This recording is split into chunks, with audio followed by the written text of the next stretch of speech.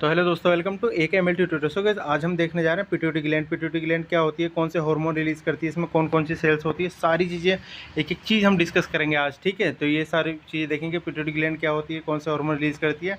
फिर करते हैं वीडियो के स्टार्ट। इससे पहले आपने हमारे चैनल सब्सक्राइब नहीं किया तो एकेएमएल ट्यूटोरियल को सब्सक्राइब कर लीजिए। तो यार, सबसे पहले हम देखते हैं कि पिट्यूटरी ग्लैंड होती क्या है। तो पिट्यूटरी ग्लैंड और हाइपोफाइसिस, पिट्यूटरी ग्लैंड का जो दूसरा नाम होता है वो हाइपोफाइसिस होता है। ये स्मॉल एंडोक्राइन ग्लैंड, एक छोटी सी एंडोक्राइन ग्लैंड होती है विद डायमीटर ऑफ 1 सेंटीमीटर। जो पिट्यूटरी ग्लैंड का डायमीटर होता है वो 1 सेंटीमीटर होता है and weight of 0.5 to 1 gram. And जो पिट्यूटरी ग्लैंड का जो वो होता है वेट, वो 0.5 से लेकर 1 ग्राम तक होता है। ठीक है, it is situated in depression called sella ट्रसिका।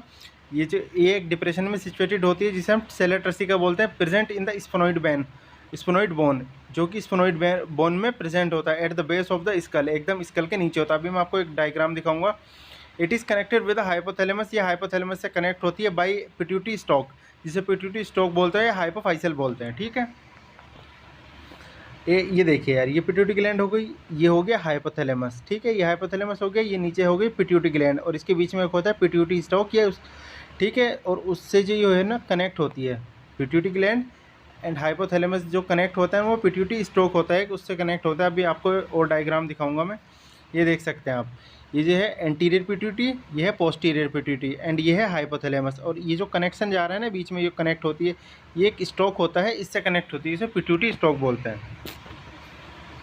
ठीक है, तो pituitary gland is divided into 2 division. Pituitary gland को 2 पार्ट में डिवाइड कर सकते हैं, जैसे मैंने आपको बताया। एंटीरियर पिट्यूटरी, ये जिसे हम बोलते हैं एडिनो हाइपोफाइसिस।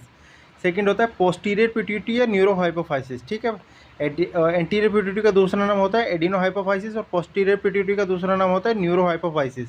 तो both the division are situated close to each other. ये जो anterior pituitary and posterior pituitary होती है ना, ये एक दूसरे के बहुत ज़्यादा क्लोज होती है, but still are entirely different in development, structure and function. लेकिन इनका जो डेवलपमेंट होता है दोनों का, एंटीरियर एंड पोस्टीरियर पिट्यूटरी का स्ट्रक्चर होता है और फंक्शन होता है, दोनों ही एंटायरली डिफरेंट होता है, जबकि बहुत क्लोज होती है ये आपस में। देख सकते हैं, ये है एंटीरियर पिट्यूटरी, ये है पोस्टीरियर पिट्यूटरी, ये देखें यहाँ पे। लेकिन इनका फंक्शन, हार्मोन रिलीज करना, डेवलपमेंट, ये सब अलग होता है। देखो, जो एंटीरियर पिट्यूटरी होती है वो TSH, ACTH, LH, FSH, growth hormone, prolactin, ये रिलीज़ करते हैं। And posterior pituitary oxytocin and vasopressin release करती है। ठीक है, लेकिन अभी हम एक एक चीज़ डिटेल में देखने वाले हैं। तो अभी हम देखते हैं एंटीरियर पिट्यूटरी और एडिनो हाइपोफाइसिस। ठीक है, एंटीरियर पिट्यूटरी, इसका दूसरा नाम होता है एडिनो हाइपोफाइसिस। ये एग्जाम में पूछा जा रहा है, इसलिए मैं हाईलाइट कर रहा हूँ। तो anterior pituitary also known as the master gland, anterior pituitary की मास्टर ग्लैंड भी कहा जाता है, because it regulate many other endocrine gland through its hormone, क्योंकि ये अपने हार्मोन के सीक्रेशन से कुछ अदर जो एंडोक्राइन ग्लैंड होती है उनका फंक्शन भी कंट्रोल करती है, इसलिए इसे मास्टर ग्लैंड कहा जाता है। जैसे एंटीरियर पिट्यूटरी क्या है, TSH रिलीज करती है, थायराइड स्टिमुलेटिंग हार्मोन, जो कि थायराइड ग्लैंड को स्टिमुलेट करता है T3 एंड T4 रिलीज़ करने के लिए। ठीक है, इसलिए इसे मास्टर ग्लैंड कहा जाता है। अब इसका पार्ट देखते हैं, पार्ट कौन कौन से होता है। तो anterior pituitary consist of 3 part. जो एंटीरियर पिट्यूटरी होती है वो 3 पार्ट से मिलकर बनी होती है। सबसे पहले होता है पार्स डिस्टालिस, सेकंड होता है पार्स ट्यूबरेलिस एंड थर्ड होता है पार्स इंटरमीडिया। ठीक है, ये 3 पार्ट होते हैं एंटीरियर पिट्यूटरी के। अभी हम देखते हैं एक एक। देखो, ये जो पार्ट है ये वाला, ये होता है पार्स ट्यूबरेलिस। ये जो पार्ट होता है ये वाला, ये होता है पार्स डिस्टालिस। एंड ये जो पार्ट होता है, ये दिख रहा है आपको, ये होता है पार्स इंटरमीडिया। जो पार्स नर्वोसा, ये इन्फेंटिबुलम जो होता है, ये पोस्टीरियर पिट्यूटरी के पार्ट होता है। अभी हम देखने वाले हैं। अभी हम देखते हैं एंटीरियर पिट्यूटरी की हिस्टोलॉजी। ठीक है, तो anterior pituitary has 2 type of cell.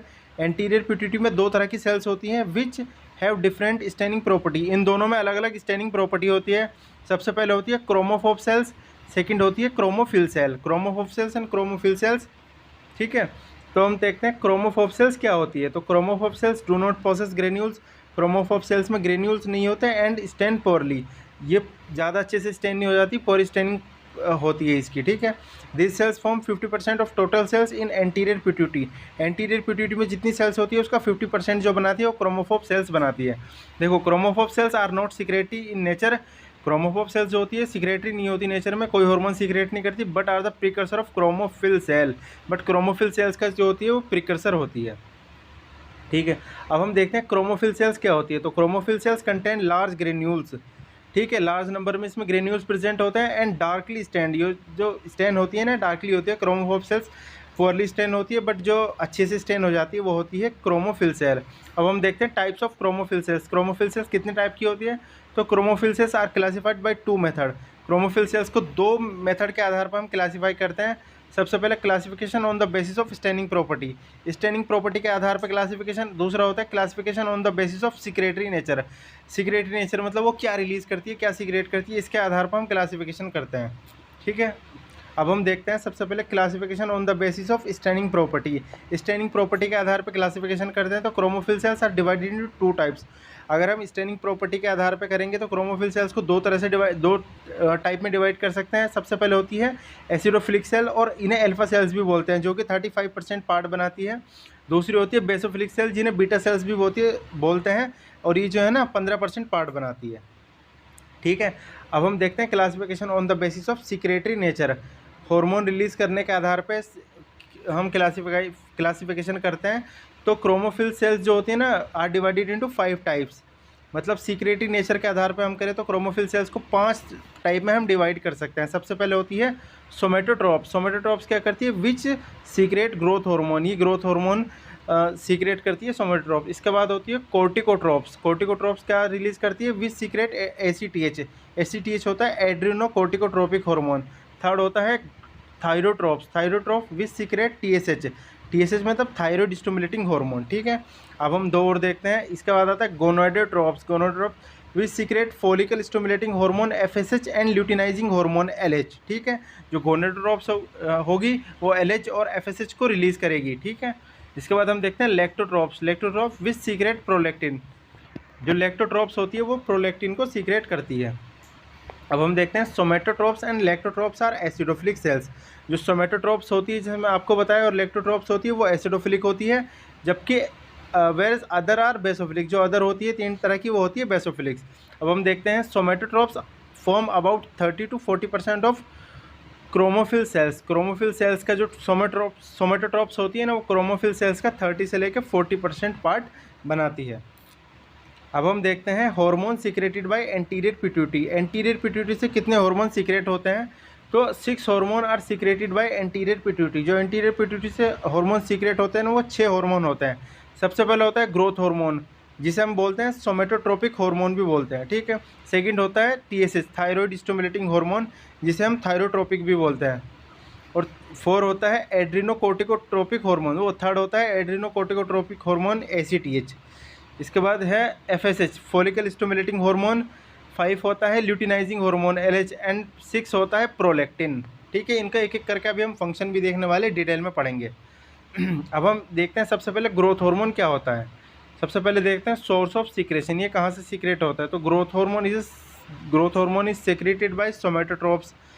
Growth hormone जो होता है वो सोमेटोट्रॉप सेल्स होती है, उनसे सीक्रेट होता है। Which are acidophilic cells of anterior pituitary, जो कि एसिडोफिलिक सेल्स होती है एंटीरियर पिट्यूटरी की। Growth hormone is transported in blood by growth hormone binding proteins. Growth hormone क्या होता है?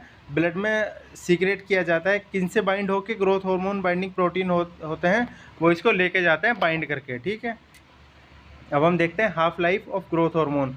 ग्रोथ हार्मोन की कितनी हाफ लाइफ होती है? तो half life of circulating growth hormone is about 20 minute. जो ग्रोथ हार्मोन की हाफ लाइफ होती है सर्कुलेटिंग ग्रोथ हार्मोन की, वो 20 मिनट होती है। It is degraded in liver and kidney. उसके बाद ये लीवर एंड किडनी में डिग्रेड हो जाता है। अब हम देखते हैं action of growth hormone. Growth hormone का एक्शन क्या होता है? तो growth hormone is responsible for the general growth of the body.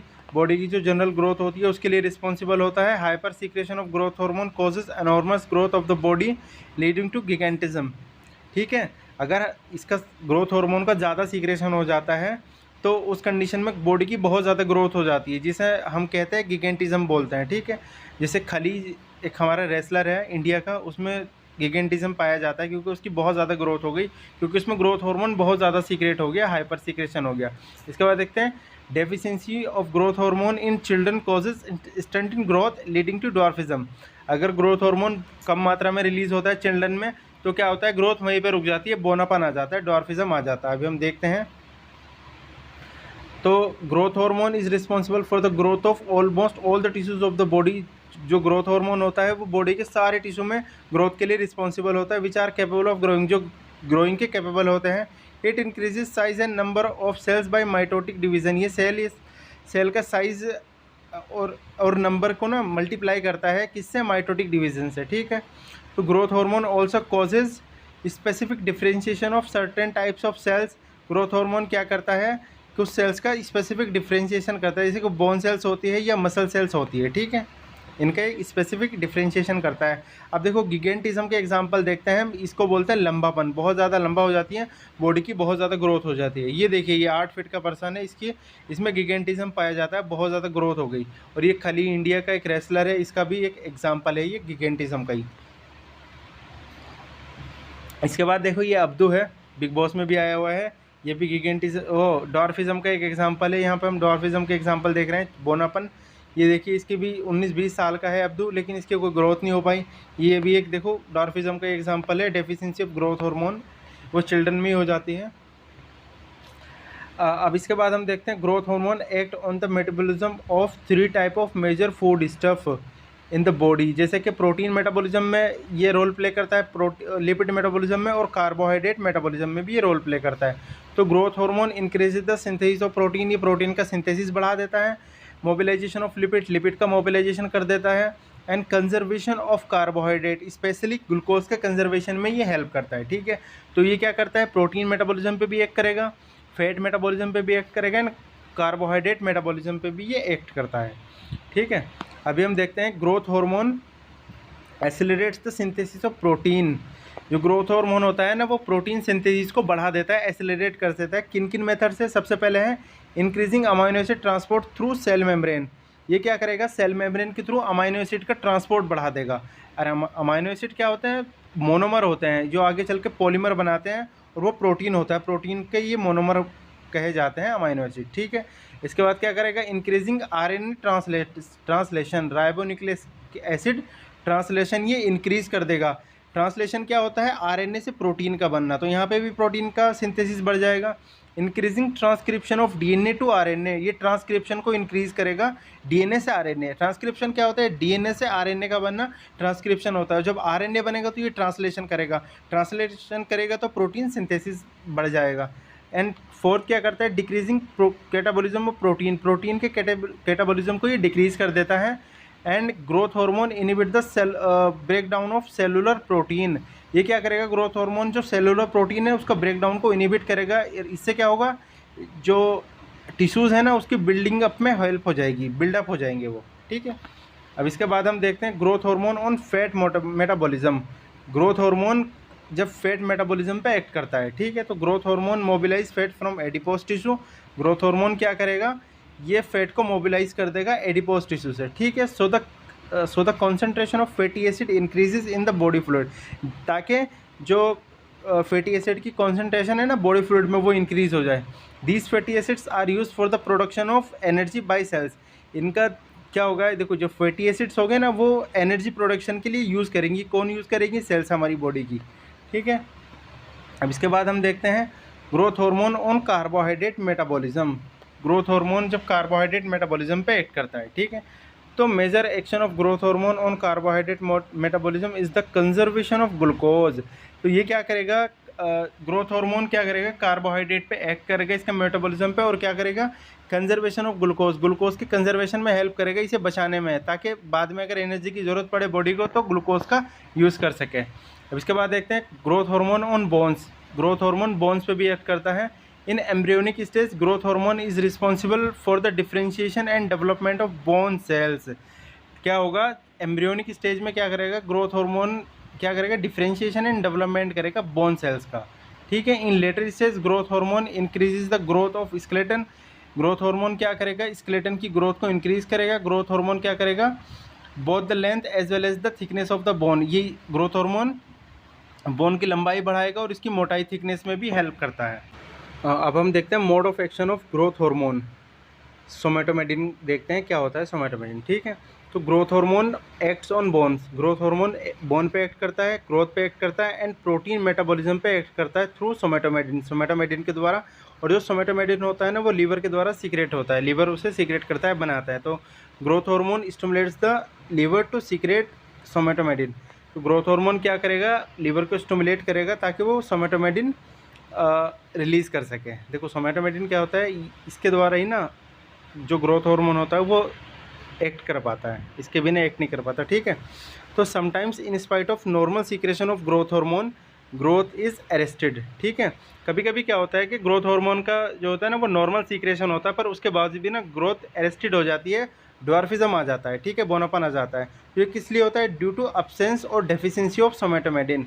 ये इसलिए होता है क्योंकि जो सोमेटोमेटिन होता है उसकी डेफिशिएंसी हो जाती है या उसका अब्सेंस हो जाता है, वो नहीं बन पाता किसी तरीके से, ठीक है, किसी रीज़न की वजह से। अब देखते हैं सोमेटोमेटिन होता क्या है। तो सोमेटोमेटिन इज़ ए पॉलीपेप्टाइड। सोमेटोमेटिन एक पॉलीपेप्टाइड होता है। Somatomedin is defined as the substance. Somatomedin वो सब्सटेंस होता है through which growth hormone act, जिसके द्वारा ग्रोथ हार्मोन एक्ट करता है, ठीक है। अब हम देखते हैं टाइप्स ऑफ सोमेटोमेटिन। सोमेटोमेटिन के कितने टाइप्स होते हैं? तो सोमेटोमेटिन आर ऑफ टू टाइप्स। सोमेटोमेटिन दो तरह के होते हैं। सबसे पहले होता है insulin like growth factor, IGF-1 बोलते हैं, which is also called somatomedin C. IGF को ना इंसुलिन लाइक ग्रोथ फैक्टर 1 को हम सोमेटोमेटिन सी भी बोलते हैं, और दूसरा होता है insulin like growth factor second, ठीक है। तो सोमेटोमेटिन सी जिसे IGF-1 बोलते हैं एक्ट ऑन द बोन्स पे एक्ट करता है एंड प्रोटीन मेटाबॉलिज्म पे एक्ट करता है। सोमेटोमेटिन सी देखो दो जगह एक्ट करता है, बोन्स पे एक्ट करता है और प्रोटीन मेटाबॉलिज्म पे, जबकि insulin like growth factor second जो होता है वो एक इंपॉर्टेंट रोल प्ले करता है फीटस की ग्रोथ में, ठीक है यार। अभी हम देखते हैं regulation of growth hormone secretion, किस तरह से सीक्रेट होता है, कौन इसको रेगुलेट करता है, ये देखेंगे। तो growth hormone secretion is Altered by various factor, ये काफ़ी फैक्टर पे डिपेंड करता है, जबकि हाइपोथैलेमस एंड फीडबैक मैकेनिज्म एक इम्पॉर्टेंट रोल प्ले करता है इसके रेगुलेशन में, ग्रोथ हार्मोन के रेगुलेशन में, ठीक है, हाइपोथैलेमस और फीडबैक मैकेनिज्म। अब हम देखते हैं growth hormone is stimulated by, growth hormone किन फैक्टर से स्टिमुलेट होता है ताकि वो रिलीज हो सके। सबसे पहले होता है हाइपोग्लाइसेमिया। हाइपोग्लाइसेमिया क्या होता है?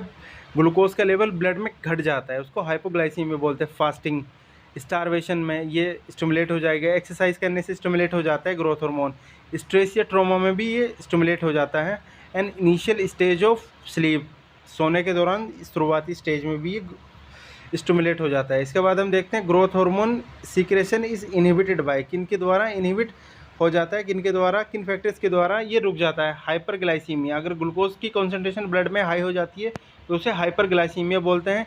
Increase in free fatty acids in blood, अगर ब्लड में फ्री फैटी एसिड्स बढ़ जाते हैं, ये लेटर स्टेज ऑफ स्लीप की लेटर स्टेज में भी ये हो सकता है। अब हम देखते हैं other hormones of anterior pituitary. जैसे कि हमें पता है यार कि एंटीरियर पिट्यूटरी 6 हार्मोन रिलीज़ करती है। ग्रोथ हार्मोन तो हमने देख लिया, अब हम देखते हैं TSH। TSH होता है थायराइड स्टिमुलेटिंग हार्मोन, जो कि थायराइड ग्लैंड पे एक्ट करता है। T3 एंड T4 थायरोक्सिन वगैरह को, इनको हार्मोन को सीक्रेट करने के लिए। तो TSH is necessary for the growth and secretory activity of the thyroid gland. Thyroid gland की सीक्रेटरी एक्टिविटी और उसके ग्रोथ एंड डेवलपमेंट के लिए कौन क्या रिस्पॉन्सिबल होता है? TSH रिस्पॉन्सिबल होता है, thyroid stimulating hormone. It has many other action on thyroid gland. Thyroid gland पे इसके और भी एक्शन होते हैं, वो अभी हम डिटेल में, अभी मैंने पूरा डिटेल में नहीं बनाया ये, अभी हम ओवरव्यू देख लेते हैं, बस ग्रोथ हार्मोन हम डिटेल में पढ़ा है, ठीक है। अब इसके बाद हम देखते हैं, अब हमने पढ़ा था एड्रीनोकोर्टिकोट्रोपिक हार्मोन ACTH, ठीक है, ये पढ़ा था हमने। तो ACTH is necessary for the structural integrity and secretory activity of the adrenal cortex. तो जो ACTH होता है ना, एड्रीनोकोर्टिकोट्रोपिक हार्मोन, ये किसके लिए रिस्पॉन्सिबल होता है? एड्रिनल कॉर्टेक्स की स्ट्रक्चरल इंटीग्रिटी और सीक्रेटरी एक्टिविटी के लिए रिस्पॉन्सिबल होता है, बहुत ज़्यादा नेसेसरी होता है। It has other function also, इसके भी बहुत सारे फंक्शन होते हैं, ये मैंने डिटेल में नहीं बनाया, लेकिन अभी हम डिटेल में पढ़ेंगे एक एक करके, या एक ओवरव्यू दे रहा हूँ आपको। इसके बाद आता है FSH। FSH होता है फॉलिकल स्टिमुलेटिंग हार्मोन FSH, ठीक है। तो FSH is a hormone produce by anterior pituitary gland. FSH एक हार्मोन होता है जो कि पिट्यूटरी ग्लैंड से प्रोड्यूस होता है, that play role in both male and female reproductive system, जो कि मेल और फीमेल रिप्रोडक्टिव सिस्टम में एक वाइटल रोल प्ले करता है, ठीक है। तो in females FSH stimulate the growth of ovarian follicle. Females में क्या करता है FSH? ओवेरियन फॉलिकल को ग्रोथ को स्टिमुलेट करता है, विच कंटेन एग्स, जो कि एग कंटेन करते हैं, इसमें एग होते हैं, and help regulate menstrual cycle, और मेंस्ट्रुअल साइकिल को रेगुलेट करने में ये हेल्प करता है LH के साथ मिलकर। In males FSH is crucial for sperm production and development. Male में क्या होता है? स्पर्मेटोजेनेसिस होता है, मतलब स्पर्म का प्रोडक्शन होता है। तो ये क्या करता है FSH? उसमें बहुत ज़्यादा हेल्प करता है स्पर्म प्रोडक्शन कराने में और उनका डेवलपमेंट कराने में, ठीक है।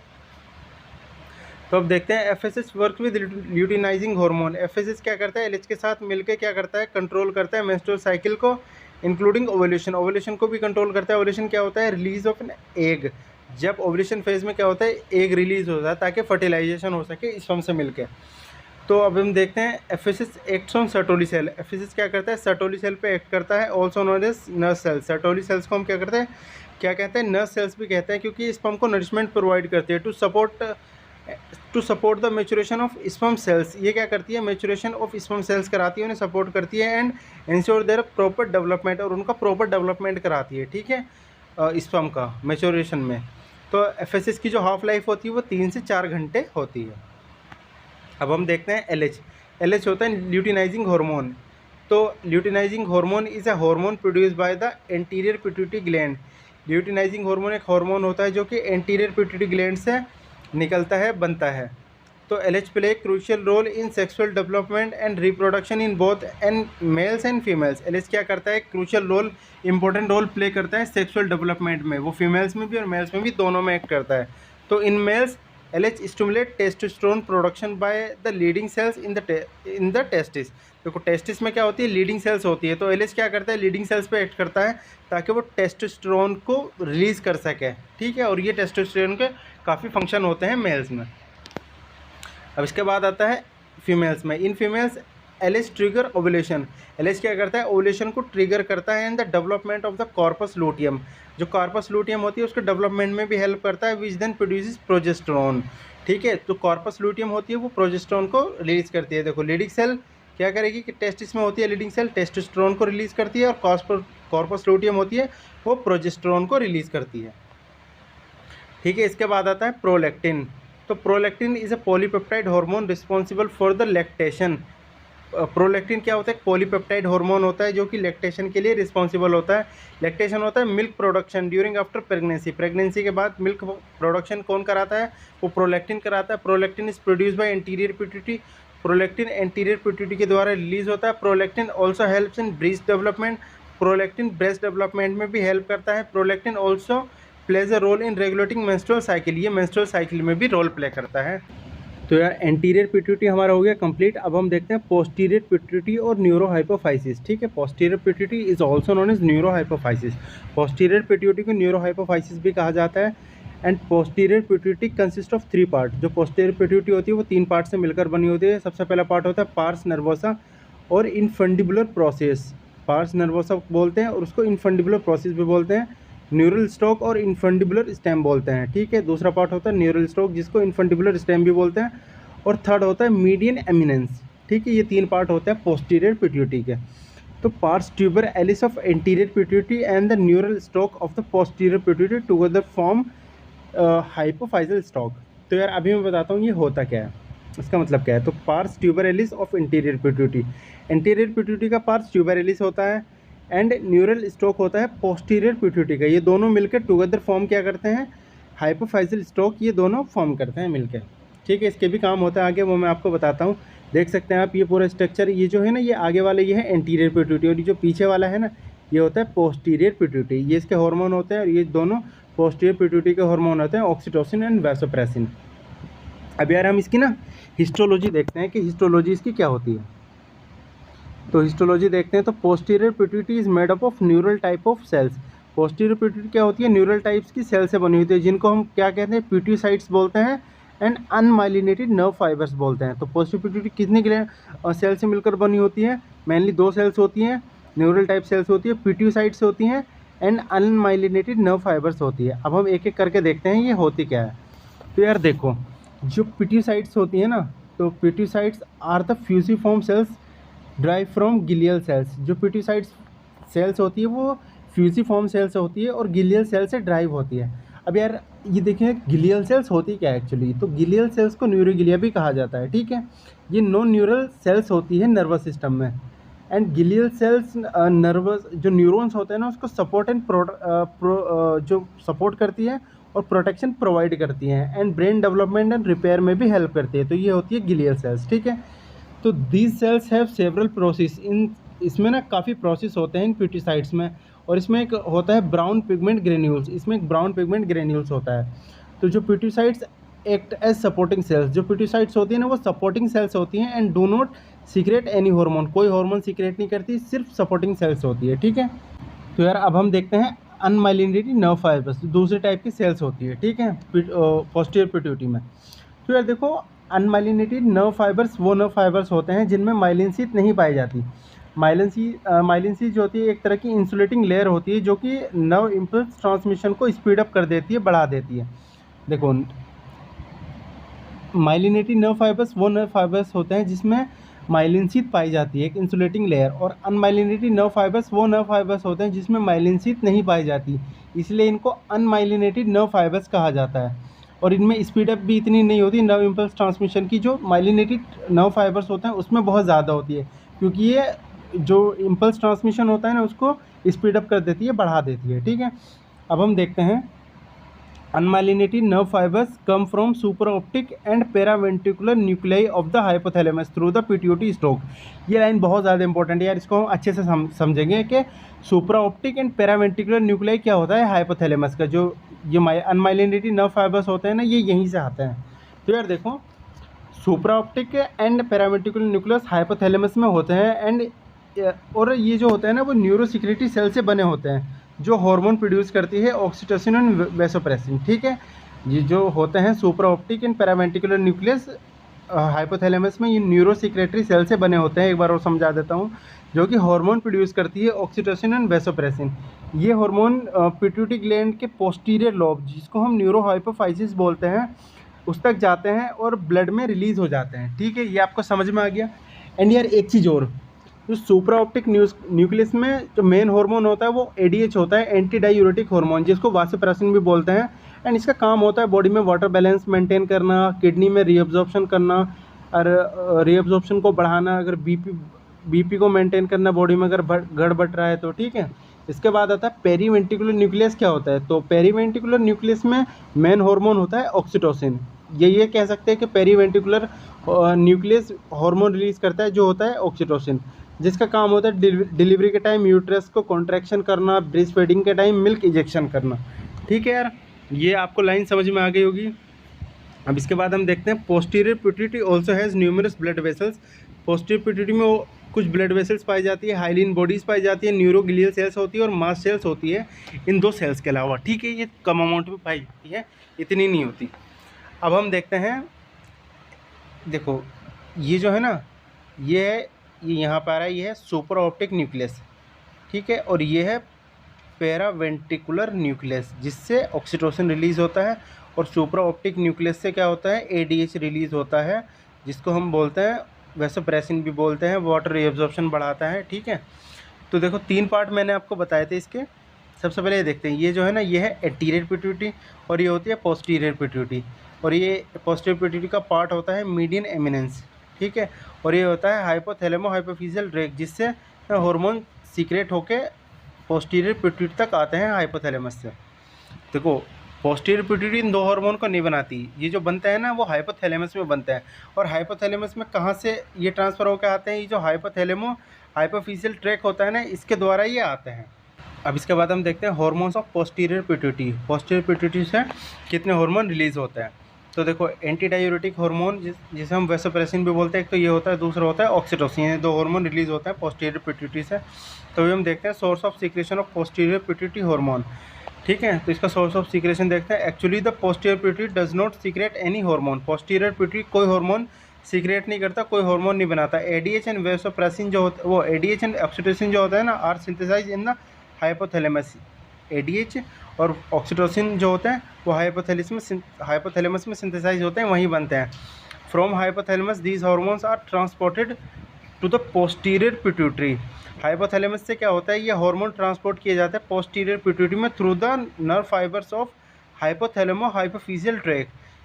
जो एक हाइपोथैलेमो हाइपोफिजियल ट्रैक्ट होता है ना पोस्टीरियर पिट्यूटरी और हाइपोथैलेमस के बीच, इनके नर्व फाइबर्स के द्वारा ये ट्रांसपोर्ट किए जाते हैं हाइपोथैलेमस से पोस्टीरियर पिट्यूटरी में, ठीक है। तो अभी हम देखते हैं एंटी डायूरेटिक हार्मोन एडीएच।